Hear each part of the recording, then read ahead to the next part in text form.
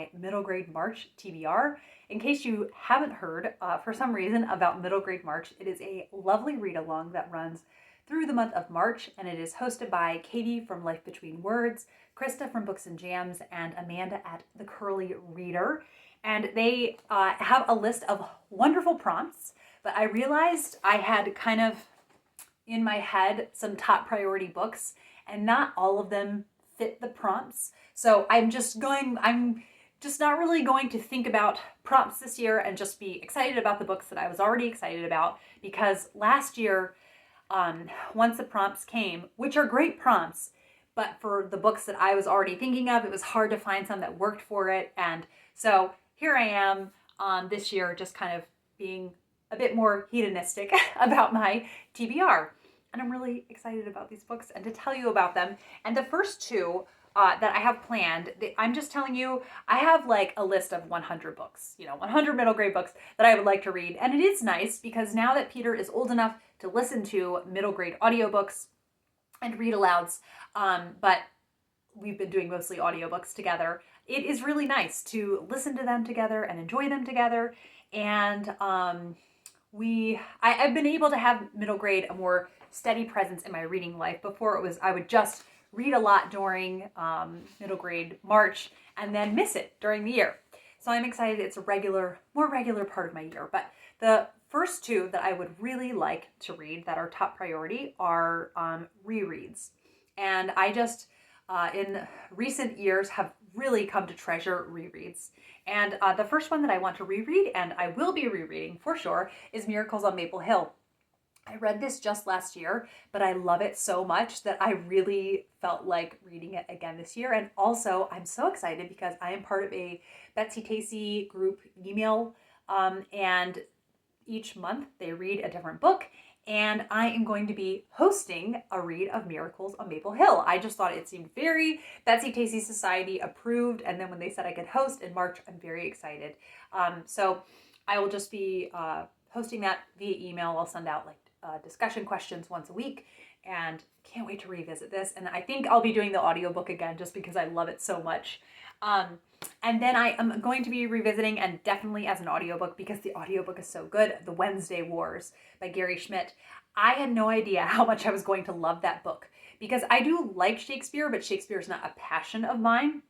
Whenever I read a Shakespeare play or watch one, I feel so enriched and like I really enjoyed it, but it's not this kind of irresistible urge to seek out Shakespeare. So I didn't know what I would think of this book, and especially, I'll be honest, I'm biased against a book that's going to have a male protagonist, and I loved this book so much. There's just so much about, it's really a human interest piece, this book, and just asks bigger questions, and I loved it so much. So it's been about 3 years since I read that one, and I really want to be reading that.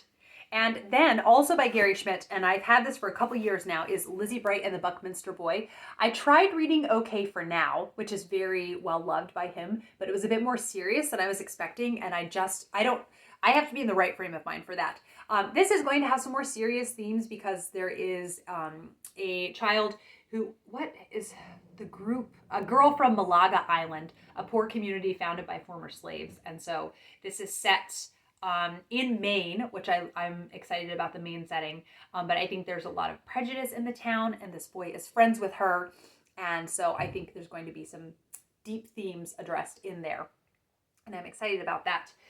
Now, this month, on the Betsy Tacy email group, they're actually hosting a read-along, and I lost my book for a little while, and then right before I was going to sit down and film, I was thinking how I would love to reread this, or I would love to read this during middle grade March. It's a shame I can't find it, and there it was in a stack of books. So I'm hoping to read Lisa and Lottie, which is the inspiration for The Parent Trap, the film. So it is by Erich Kastner, is maybe how you say his name, and I am so excited about this. And also in this edition, there are some really fun illustrations. I have no idea what to anticipate for this. I might start this earlier because the discussion has already been happening this month, in the month of February, and I'm so excited about this. So yes, looking forward to that. Okay, then one that has been so hyped, and I'm really hoping I'm not let down, and that is A Place to Hang the Moon. And this is set during World War II, and it is about children that evacuate from London. And I think there is a library that they get to spend a lot of time in. Sarah over at Read Aloud Revival loves it. And so any book that she really raves about, I immediately I'm like, ooh, I need to investigate this book. So I really want to be reading that. And then in the World War II theme also, a book recommended by Ray from Ray of Sunlight Reads is The Skylark's War by Hilary Mackay. Hilary Mackay is an author that I haven't read anything by, and they just seem like an author that I'm really meant to love. And I don't know if they are a man or a woman, because the name Hilary can be either gender. Anyhow, I'm very much looking forward to this because it comes so highly praised by Ray, and she says that it feels like a classic. And I am automatically interested in any book like that. This one is set in Cornwall, which I love Cornwall as a setting, although usually it's very atmospheric. It's like Daphne du Maurier or who's the other? Susanna Kearsley's books are set there. So I am very curious then in the more, kind of less gothic kind of setting. Very excited to be reading that.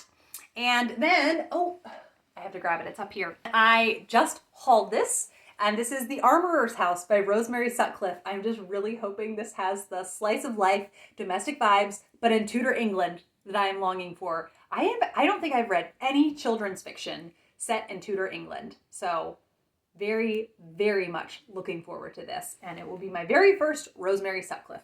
Hopefully the beginning of a new love. And then I am hosting a Kindred Spirits Club. And so we have books that we read either I have no more than one book a month that I'm hosting for this. And sometimes we skip a month, and tomorrow, as I'm filming this, tomorrow I'm hosting a winter gathering, and people are going to share cozy things, whether it's recipes or a painting that they think is very cozy and life-softening, or reading a passage from something. So I still am nailing down exactly what I'm going to be reading because there's so many options. But for the Kindred Spirits Club, I'm hosting a read-along of The Railway Children by E. Nesbit. So I finally read my first E. Nesbit children's fiction during Victober and just loved it so much. And I have never read The Railway Children. And this one just sounds delightful. I actually, though, as I say that, I realize I'm pretty much going in blind. I don't know much about the synopsis of this. I think there is a bit of a mystery in it, and I'm just excited and can't wait to see what I think of it. The next one that I'm really looking forward to is The Beatryce Prophecy by Kate DiCamillo. I tried to wait till the very end of February to get my middle grade March holds so I can renew them and have them throughout the whole month, but this was just at the library and I was planning on reading it anyway. And look at the beautiful, beautiful end papers for this. And they're shimmery and foily. The Beatryce Prophecy, I'm really excited for this very kind of ancient historical fiction setting. This is another one that I'm going in blind, but I don't think I want to know much about this.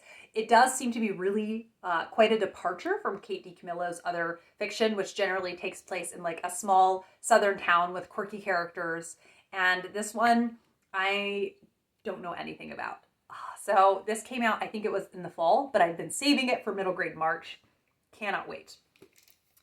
And then one by Richard Peck, who is a very prolific middle grade author. And I read A Long Way from Chicago and A Year Down Yonder. I think that's A Year Down Yonder. And I really, really liked those. So I didn't get to A Season of Gifts, which is the final in that series. But I've had for years The Teacher's Funeral. And this is a comedy in 3 parts. So I don't know much about this. I know my children's literature college professor really, really liked this and highly recommended it. And it says, school is the only thing standing between 15-year-old Russell Culver and his dream. Now that his teachers hauled off and died, maybe Hominy Ridge School will be shut down for good and he can light out for the endless skies of the Dakotas to join a team of harvesters working the new 1904 all-steel threshing machines. So I'm just very much in the mood for good historical fiction, and adult historical fiction really overwhelms me with all of the info dumping that can happen. So I'm excited to read this. and read children's historical fiction, because the details are enough of an amount that I feel the stage is set. I can tell I'm in a different time and place, but I'm not overwhelmed with all of the details happening there. The next one that I am hoping to read is Love, Ruby, Lavender by Deborah Wiles, and she is the author of Each Little Bird That Sings, which I read 2 middle grade marches ago, and I loved that so much. And they are set in a small town in Mississippi, and they're loosely related. Each Little Bird That Sings, Love, Ruby, Lavender, and then the next one is the All County All Stars, and I can't remember the 4th one. But this is about Ruby Lavender, and it says Ruby Lavender and Miss Eula are a pretty good team for a couple of chicken thieves. And so it's a granddaughter and grandmother, and I can't remember what has happened to Ruby's parents. But this is written in, it's mixed media. So there are some letters and then just some regular chapters, but Deborah Wiles' writing, it was just so beautiful and profound and humorous and just life-giving. And I really, really loved Each Little Bird That Sings. It's one that I will definitely be rereading and cannot wait to see what happens in Love, Ruby, Lavender. And then one that my friend Elizabeth on Instagram recommends is Seacrow Island. This is by Astrid Lindgren of Pippi Longstocking fame. I loved Pippi Longstocking so much. And then I also read the sequel, and so I would love to read more by Astrid Lindgren. They are harder to access through the library. So if I, have a hankering for more, I think I will just have to buy them. But the library had Seacrow Island, and I think it's about a group of kids who live on this island, and it just sounds lovely and delightful. And hopefully it will have some beautiful passages describing the surroundings that they're in. And yes, hoping for all of the whimsy. And then another one that comes recommended by Sarah from Read Aloud Revival is Sweet Home Alaska. And this title kind of and the cover speak for itself. And I can't remember the year that this is set, but this is also historical fiction. So I'm very much just in a historical fiction mood. And I am really looking forward to this because it comes recommended by Sarah. And then a classic that I have neglected to read prior to this is Hans Brinker. And I think it's Hans Brinker and His Silver Skates is maybe the full title. I am planning on doing the audiobook of this, and it's set in the Netherlands, but written by an American author, and in a book that I am currently reading called Heidi's Alp, where she gives a lot of history about children's literature. I just would have assumed it was a Dutch author that wrote this, but no, she just did a lot of research and made it feel authentic, but it is written by an American author. So very curious about Hans Brinker and His Silver Skates and what I will think of it. And then one that is, I've heard is, if you don't like Mary Poppins, try Nurse Matilda. And my sister-in-law especially really loves Nurse Matilda. And I am really excited to try this because Mary Poppins was a total miss with me. I did not understand it. I do not understand the love for Mary Poppins. It really creeped me out. And I think that it was very jarring to read the book after seeing the very sweet, Disney movie, which is very different than the book. Maybe I could have, if I come into the book with fresh eyes, maybe I would have liked it more, but I really did not. And I've heard Nurse Matilda, which I think is the inspiration for Nanny McPhee, is better. So I want to try Nurse Matilda. And then lastly, one that I grew up seeing in the house, but never read, is A Day No Pigs Would Die. This is set on a Vermont farm, and he is a shaker. So that is a group of people, the Shakers, and they were really famous for the beautiful, beautiful furniture that they made. It doesn't say what year this is set, but this is also historical fiction. I want to say early 1900s, but I don't know. And I just am very excited to read this because it is considered a modern classic, and I want to know what all the fuss is about. So that is my ambitious middle grade March TBR, especially considering that is not even all of the books that I am trying to read. And I will let you know how it goes with my March wrap-ups, whether it be 1 or 2 wrap-ups. And you can also follow me on Instagram, which is No Compliments to Your Mother, and I will be updating on Insta stories there. I am so excited for middle grade March. And I also did forget to say the group read is Pony, and I will be trying to join in with a group read. I saw the library does have a copy, which I am excited about, and I will let you know if I like Pony.